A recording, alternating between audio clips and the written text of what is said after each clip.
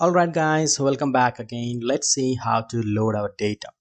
Okay, in order to load the data, first and foremost thing what you need to do here is that we need to import few libraries. So before that, what I'll do here, I'll insert the text and I will write down here saying that let's say 3 hashes, and let's say this is the loading the time series data, or let's say load the data.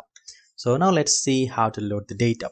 So in order to load the data, let me do one thing. Let me minimize all these things so that I can see the nice view of my Colab notebook.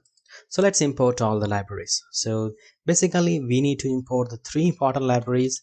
One is numerical Python, and second one is pandas, spd, and third one is matplotlib. So apart from that, I need to import one of the important library is Seaborn. So import Seaborn as SNS.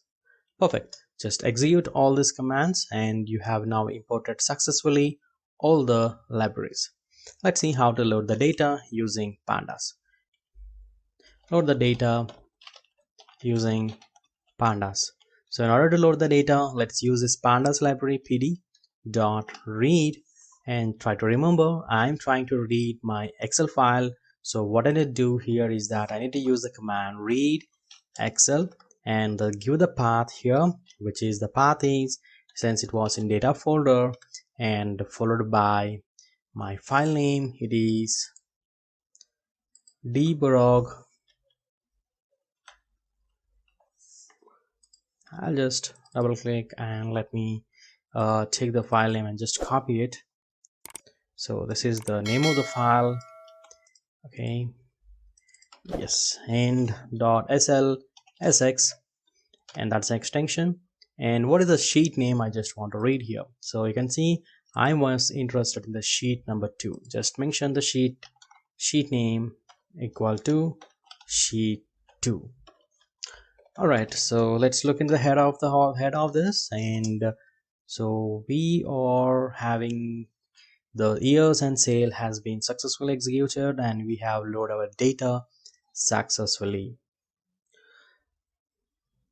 All right, so first and foremost thing, whenever you have the data with you, and what you need to do here is that you look into the what is the data type, and is there any missing values are there, or etc. Everything you need to check. So use the command info. So what I'll do here, df.info, and what I'll get here is that all the entries, and I can see there are 108 entries, and there are no null out there, everything is full. And what I can see in the sales, it is an object, sorry, it is a float 64. Of course I'm having the float values here, and this is the data type is date time 64. So make sure what are the data you have, you need to change the data type into date time 64. So if it is not in the date time 64, you need to convert that into the date time 64 format. Hey guys, thanks for watching this video. In the upcoming videos, we are going to watch about the powerful visualizations on time series data like area plot, bar plot, heat maps, etc. So we are going to see all those things in this upcoming videos. Please find the description for the URLs below on the visualizations on time series data. And don't forget to subscribe our channel Data Science Anywhere for more videos and projects on data science. Thank you very much and happy learning.